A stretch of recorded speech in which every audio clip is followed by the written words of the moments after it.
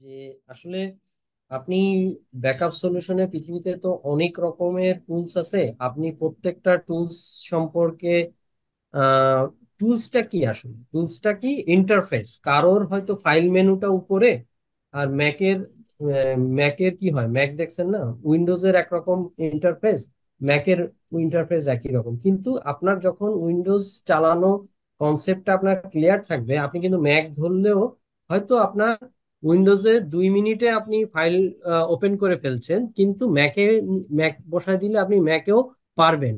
একটু হয়তো সময় লাগবে, এখানে হয়তো 5 মিনিট বেশি লাগবে। তো আমি বলবো যে আপনি আসলে যে কমভোল্ট বলেন বা ভীম বলেন বা আইডিপিএ সলিউশন বলেন, ইন্ডিভিজুয়াল এরকম অ্যাপ্লিকেশনে ফোকাস দিবেন কখন, যখন আপনি ওই অ্যাপ্লায়েন্সটা একদম কিনতে যাবেন। তখন তখন আপনার আসলে জানা দরকার মেনুটা কোন, আসলে এই মেনুটা কোথায় পাওয়া যায়, এই মেনুটা, কারণ এগুলোই তো ইন্টারফেস। কিন্তু কনসেপ্ট আপনাকে ক্লিয়ার রাখতে হবে। আপনার যখন ভিতরে কনসেপ্ট থাকবে যে ইনক্রিমেন্টাল কেমন জিনিস, কি জিনিস, ডিফারেন্সিয়াল কি জিনিস, পলিসি কি কোথায় করতে হয়। আপনি ধরেন কম ভোল্টে পলিসি কোথায় বানায়, আইডিপিএ তেও পলিসি বানায়, হয়তো আইডিপিএ বলছে পলিসি, বলছে হয়তো শিডিউল। ছোট একটা সফটওয়্যার কোম্পানি, সে হয়তো বলছে শিডিউলিং করা। কেউ বলছে ব্যাকআপ, একটা নাম, অন্য যেমন বলছে রিটেনশন, মানে ব্যাকআপটা কোন দিন পর্যন্ত রাখবো তারপরে মুছে যাবে। হ্যাঁ, ওটারে অনেকে বলে কি রিরাইট, অনেকে বলে রিরাইট। আর অ্যাকচুয়াল কথা হচ্ছে কি রিটেনশন। ব্যাকআপ করতেছে, আমি এই ব্যাকআপটা কতদিন পর্যন্ত রাখবো, বা প্রতি মাসের একটা করে রাখবো, আর 28 দিনেরটা আমি মুছে ফেলবো।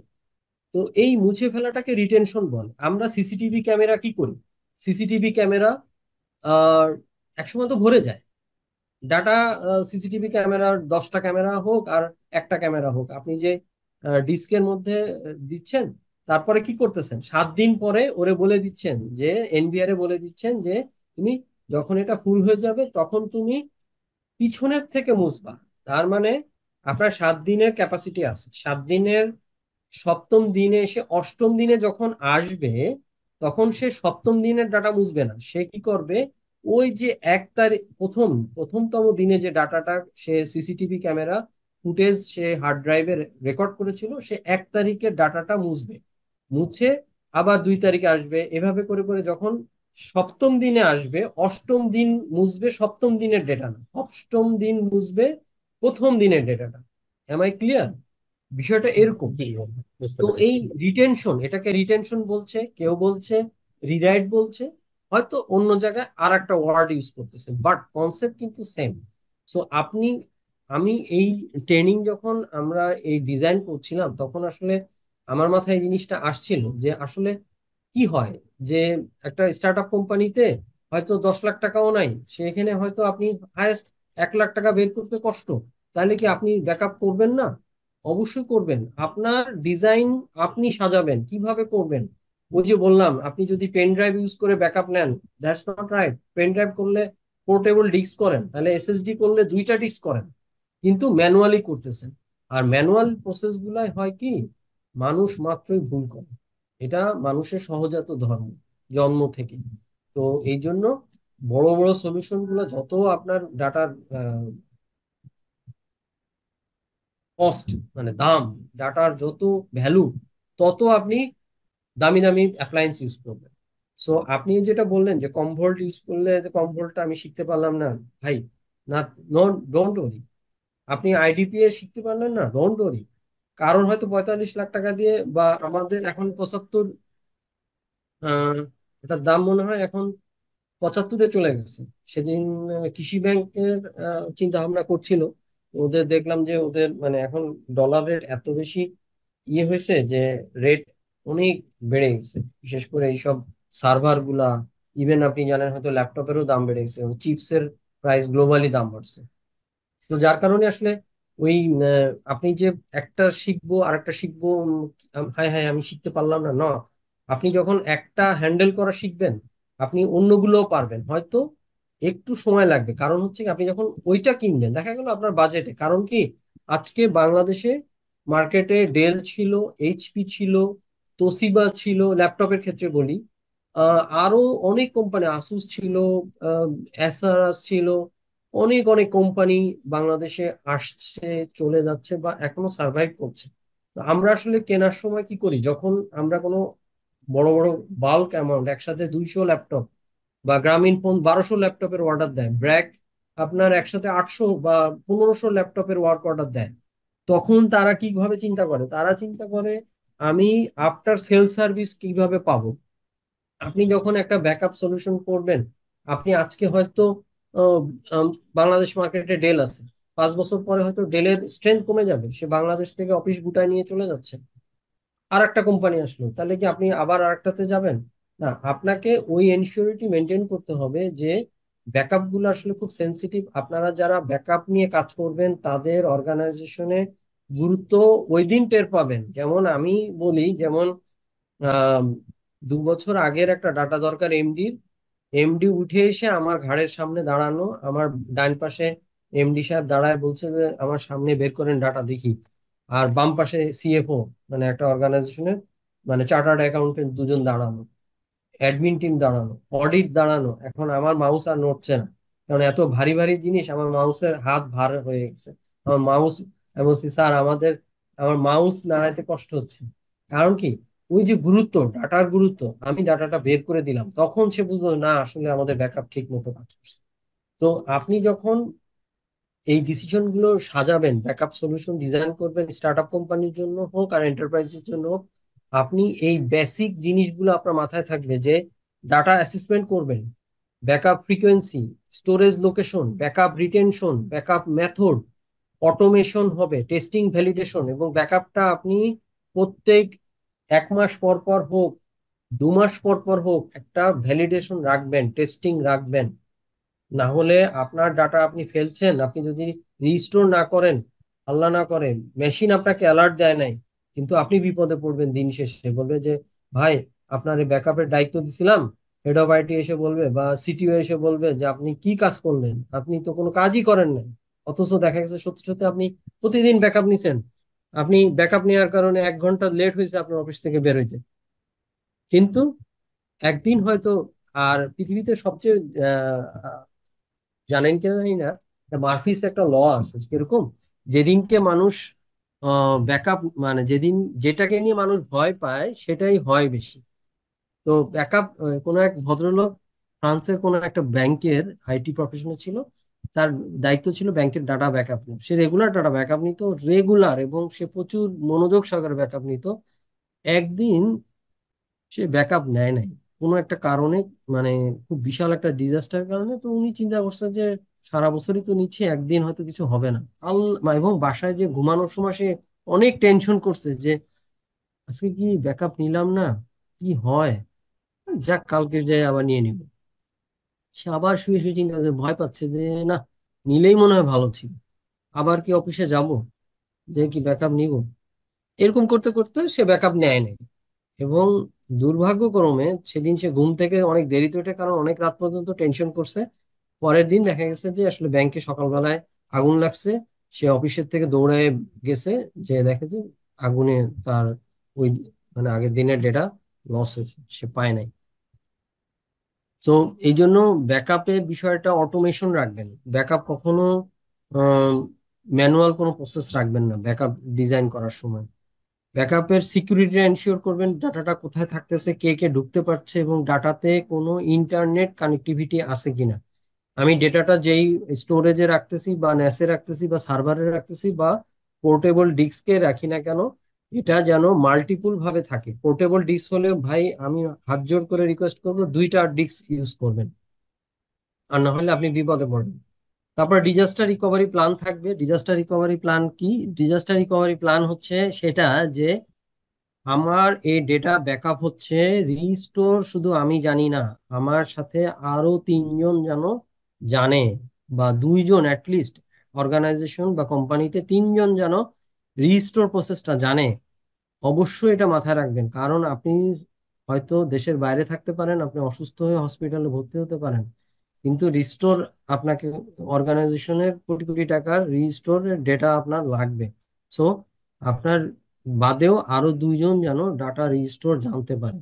মনিটরিং এবং মেনটেনেন্স, মনিটরিং মেনটেনেন্সটা খুবই গুরুত্বপূর্ণ, কারণ আপনি যেখানে ডেটা রাখতেছেন সেটা মনিটর করবেন, সেই হার্ডওয়্যারটাকে মনিটর করবেন।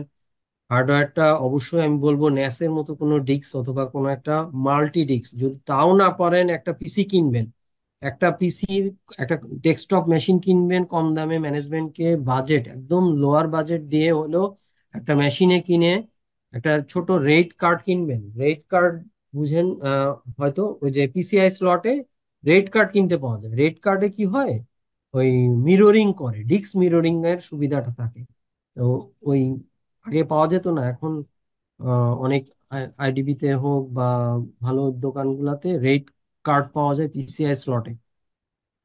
যারা খুব দামি দামি কাজ করে, ইন্টারন্যাশনাল ওয়ার্ক অর্ডার বা কাজ করে, তারা কি করে, একটা ড্রাইভে ধরেন গ্রাফিক্স ডিজাইনের কাজ করতেছে, তখন ডিজাইন গুলো এত দাম ধরে, বা কোনো ভিডিও এডিটিং এর কাজ করতেছেন একদম শেষের দিকে, তারা একটা হার্ড ড্রাইভে রাখে না, তারা দুইটা হার্ড ড্রাইভ ইউজ করেন কম্পিউটারের মধ্যে। তার মানে ল্যাপটপ না, তারা ডেস্কটপ ইউজ করে এবং ডেস্কটপের মধ্যে কাস্টমাইজ করে দুইটা ডিস্ক ইউজ করে, মিররিং করে করে যে আমার যদি আল্লাহ না করে একটা ডিজাইন, দেখা গেলো 10 লাখ টাকা দামের একটা ডিজাইন আমি আউটপুট দিব এই মুহূর্তে, তার আগের দিন আমার ডিস্ক ক্র্যাশ করছে, সো আমার 10 লাখ টাকা শেষ।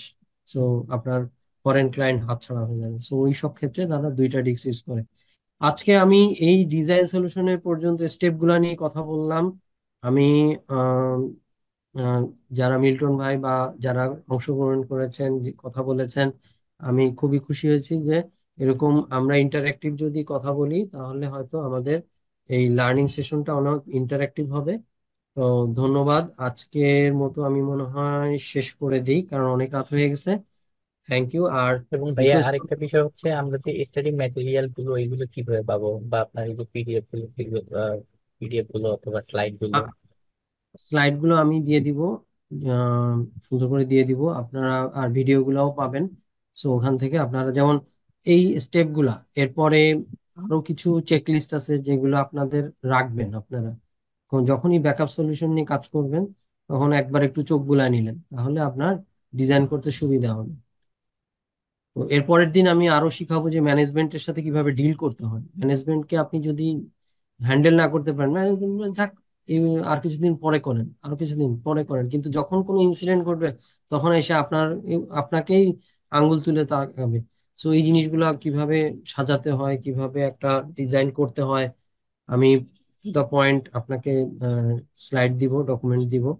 আমাদের আইটি প্রফেশনে আমি ইন্টারন্যাশনাল লেভেলে কাজ করতে যে এবং বাংলাদেশে কাজ করতে যে, যে জায়গাগুলোতে সবচেয়ে বেশি দেখেছি যে আমাদের বাংলাদেশি আইটি প্রফেশনরা ডকুমেন্টেশন করতে চায় না, বা কাঁচা কাঁচা বলবো না, আসলে করতে চায় না, মনে করে যে আমি একটা সলিউশন করছি, আসলে এত বেশি ফোকাস দিতে হয় যে সে ওই ডকুমেন্টেশন পার্টে হাত দেয় না।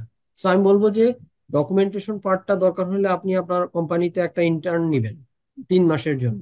ইন্টার্ন এখন সিইসি ছেলেপেলে অনেক পাওয়া যায়, ওদের দিয়ে আপনি আমার এই চেকলিস্ট গুলো বসাই দিয়ে আপনি ডেটা ইনপুট দেওয়াবেন, আপনি ডকুমেন্টেশনটাকে স্ট্রং করবেন, আপনি অর্গানাইজেশন থেকে চলে যাবেন, কিন্তু আপনার ডকুমেন্টেশন দেখে পরবর্তী যিনি আসবেন সে বলবে যে না, আসলে মিল্টন ভাইয়ের কাজের খুব গোছালো, খুবই সুন্দর তার কাজ।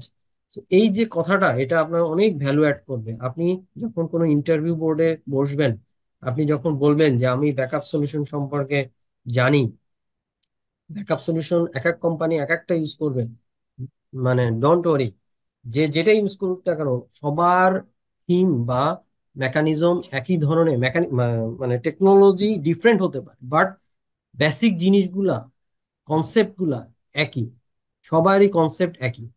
কেউ লাইসেন্সিং করতেছে এজেন্টের উপরে, পার সার্ভারের উপরে, পার অ্যাপ্লিকেশনের উপরে, বা পার নটের উপরে, কেউ নট বলতেছে, কেউ অ্যাপ্লিকেশন বলতেছে, বা কেউ সার্ভার বলতেছে, আবার ডেল করতেছে ক্যাপাসিটির উপর। সো এখানে মাল্টিপল জিনিসগুলো যখন আপনি ধারণা চলে আসবে, তখন আপনার কাছে আসলে কমফোর্ট বলেন আর ইয়ে বলেন, ওটা নিয়ে আপনার মানে টেনশন করা লাগবে না। আপনি শুধু মেনুগুলো একদিন দেখবেন, ওদের স্লাইড, ওদের যখন আপনি কোনো সলিউশন কিনবেন। জি জি ভাই বলেন। তামিদুল ইসলাম ভাই হাত তুলেছিলেন, উম, একটু যদি। জি জি ভাইয়া।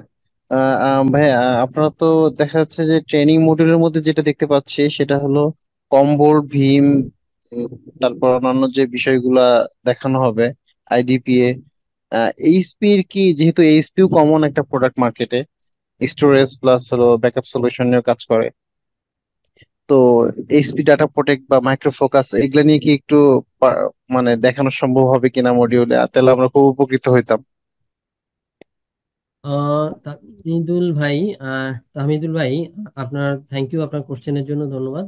আমি শুধু এটুকু শেয়ার করি, এইচপির প্রোডাক্ট অ্যাকচুয়ালি বাংলাদেশ মার্কেটে এখন কারেন্ট, যদি 2024 সাল বলি, 2023, 24, 25 সাল মানে 24 সাল পর্যন্ত, এখন পর্যন্ত এইচপির মার্কেটটা একটু ডাউন। আপনার সাথে আনঅফিসিয়ালি কথা বলি, সেটা হচ্ছে গিয়ে কেন, কারণ হচ্ছে গিয়ে এইচপির প্রোডাক্টও কিন্তু খুব ভালো, আমরা একসময় প্রচুর ইউজ করেছি এইচপির সার্ভারও, প্রচুর বড় বড় জায়গায় ইউজ হতো। কিন্তু আপনি জানেন কিনা জানি না, এইচপির বাংলাদেশে ওদের ওইএম অফিসটাকে ক্লোজ করে নিয়ে গেছে। ওদের যে ওইএম অফিস আছে সেটা হচ্ছে গিয়ে প্রিন্টার্স, ওই যে কার্টিজ বা প্রিন্টিং বা এই ধরনের জিনিসগুলো নিয়ে ওরা আছে। বাট বাংলাদেশে আসলে যখন একটা ওইএম থাকে তখন আপনি কিন্তু অনেক শেল্টার পান। আপনি কোনো ভেন্ডর ডিপেন্ডেন্সি থাকে না। ভেন্ডর, ধরেন আপনি এক্স কোম্পানির কাছ থেকে একটা প্রোডাক্ট কিনছেন, ওইএম যদি আপনার সাথে থাকে আপনি ইনস্ট্যান্ট ওইএম কেও জানালেন, বা আপনার যখন হার্ডওয়্যার সাইজিং করা লাগে তখন ওইএম আপনাকে স্বয়ং এসে আপনার হার্ডওয়্যার সাইজিং করতে হেল্প করে তাদের প্রোডাক্ট দিয়ে। সো বাংলাদেশ মার্কেটে, অ্যাজ আই নো দ্যাট, যে এখন পর্যন্ত জানি, যে আমি এইচপির বদনাম বলছি না, এইচপি তাদের ওই মানে কর্পোরেট অফিসটাকে বাংলাদেশ থেকে ক্লোজ করে দিয়েছে বেশ 3-4 বছর আগে, বা 5 বছর আগে হবে। তো তারপর থেকে এইচপির প্রোডাক্ট গুলা বাংলাদেশের মার্কেটে, মানে ল্যাপটপ বলবো, মানে ওইটা আলাদা, কিন্তু ওর ওই প্রোডাক্টের ওয়ারেন্টি গ্যারান্টি গুলো পেতে একটু ডিফিকাল্টিস ফেস করে। সো দ্যাট এই জন্য এইচপির প্রোডাক্টের জায়গায় অন্য কোম্পানিগুলা এখন বেশ আগায় আসছে।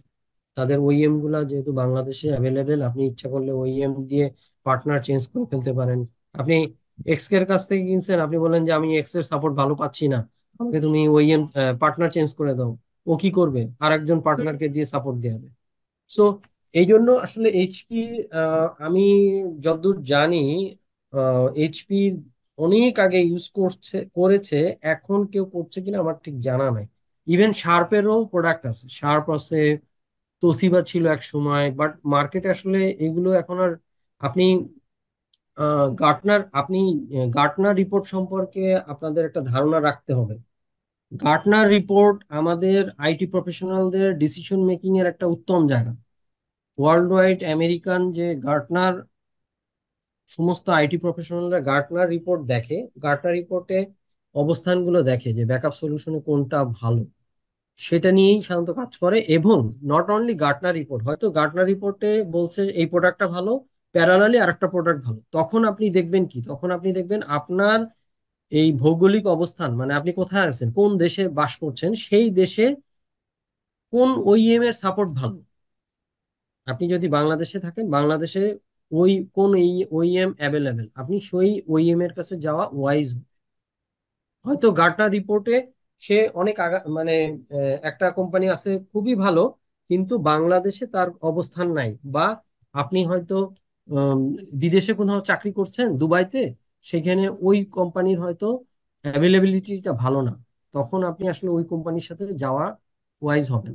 সো আপনি এইচপির কথা বলেছেন, এইচপির আমার কাছে আসলে ওরকম এইচপির ডেটা ওরকম নাই যে কেউ ইউজ করছে কিনা, বা থাকলে হয়তো আমি দেখাতে পারতাম। বাট এইচপি বেশ অনেক আগেই এই জায়গা থেকে, মানে বাংলাদেশ মার্কেট থেকে চলে গেছে। দ্যাটস ওয়াই আসলে আমরা এইচপি নিয়ে খুব একটা আগ্রহ দেখাই নেই।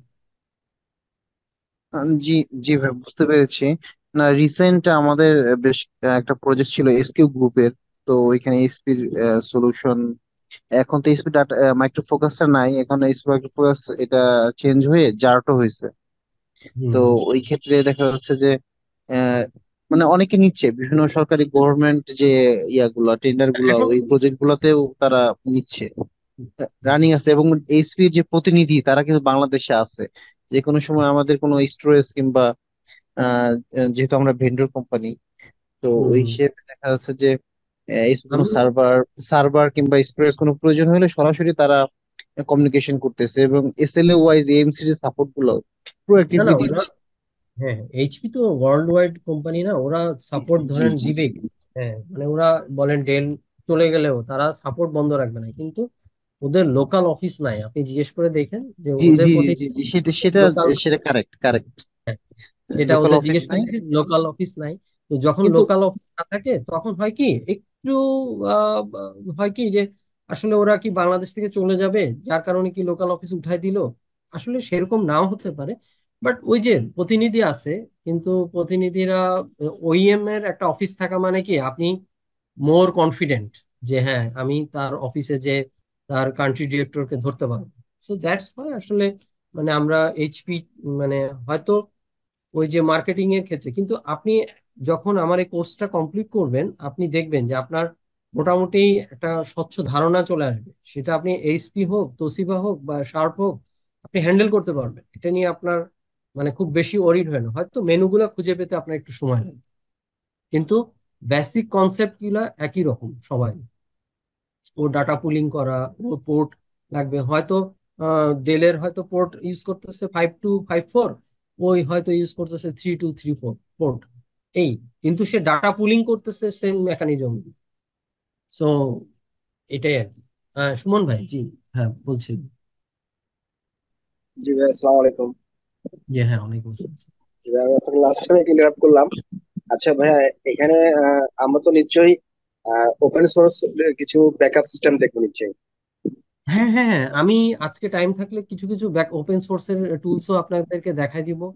আপনারা ডিসিশন নিবেন যে আসলে ওপেন সোর্সের আমি ব্যাকআপের ক্ষেত্রে। সুমন ভাই শুধু ছোট্ট করে একটু বলি ওপেন সোর্সে, ওপেন সোর্স কেন ব্যাকআপের জন্য খুব বেশি এন্টারপ্রাইজ লেভেলে চিন্তা করে কম, কারণ প্র্যাকটিক্যাল লাইফে আমি দেখেছি ওপেন সোর্স হয় ক্যাপাসিটি, না হইলে এজেন্ট। ধরেন আপনি এক্সচেঞ্জ সার্ভারের একটা ব্যাকআপ নিচ্ছেন বা ফাইল সার্ভারের একটা ব্যাকআপ নিচ্ছেন, ও জি কি করে রিস্টোর। আপনি দেখলেন যে সুমন ভাই দেখলেন যে আপনার কোনো বন্ধু বা বস বা পরিচিত কেউ একজন বললো যে এই ওই ওপেন সোর্সটা ভালো, ইউজ করে দেখতে পারিস। আপনি সে ইউজ করতেছে, সে ব্যাকআপ নিচ্ছে, কিন্তু সে কয়বার রিস্টোর করে দেখছে সেটা আপনি কনসিডারেশনে রাখবেন before applying the open source. Open সোর্সের ক্ষেত্রে যেটা হয়, ব্যাকআপ নেওয়ার পরে যখন রিস্টোর করতে যায় তখন ওপেন সোর্সের লিমিটেশন বলে দেয় যে তুমি 30 জিবি বা 20 জিবি ডাটা পর্যন্ত রিস্টোর আপনাকে ফ্রি করে দিল। যখনই আপনি 20 জিবির উপরে, সাপোজ আমি একটা অ্যামাউন্ট বললাম 20 জিবি হোক বা 100 জিবি হোক, তারপরে যখনই রিস্টোর ফাইল আরো করতে যাবেন তখন বলবে যে তুমি আসো, এবার আসো তুমি, মানে পেইড ভার্সন নিতে হবে, তাহলে তুমি 150 জিবি, 100-র উপরে তুমি বা 20 জিবির উপরে তোমার ডাটা ক্যাপাসিটি রিস্টোর করতে গেলে তুমি পেইড ভার্সনে যেতে হবে। অথচ আপনি কিন্তু ডাটা ধরেন 6 মাস ধরে ব্যাকআপ নিচ্ছেন, রিস্টোর করেন নাই, 6 মাস ধরে ব্যাকআপ নিচ্ছেন, আপনি রিস্টোর করতে যে ধরা পড়লো যে, এবং ওপেন সোর্স কবে যে বন্ধ করবে ইউ নেভার নো। ও তখন বলবে কি যখন ব্যাকআপ খুব সুন্দর হচ্ছে, প্রতিদিন ব্যাকআপ হচ্ছে, 1 বছর ব্যাকআপ হলো, 2 বছর ব্যাকআপ হলো, 3 বছর, 2 বছরের মাথায় একটা রিস্টোর চালাতে গেলেন, তখন সে বললো যে তোমার ইন্টারনেট এনাবল করো, ব্যাকআপ রিস্টোর করতে ইন্টারনেট এনাবল করো।